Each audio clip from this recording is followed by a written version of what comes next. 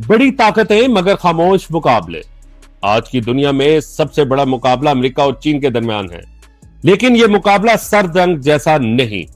यह दुनिया को जबरदस्ती दो हिस्सों में बांटना चाहता है और ना ही हर मुल्क को कहा जाता है कि किस तरफ खड़े होना है। यह मुकाबला आहिस्ता आहिस्ता खामोशी से और बड़ी गहराइयों में होता चला जा रहा है। आज के मुकाबले का मतलब जदीद चिप्स पर कंट्रोल, मसनूई जहानत में सबकत, समुद्री रास्तों पर असर, आलमी असूल बनाने की सलाहियत। आज अगर किसी मुल्क की फैक्ट्री बंद हो जाए तो इसमें फौज मुतासिर की जा सकती है। आज अगर सॉफ्टवेयर कंट्रोल हो जाए तो मैशत तबाह की जा सकती है।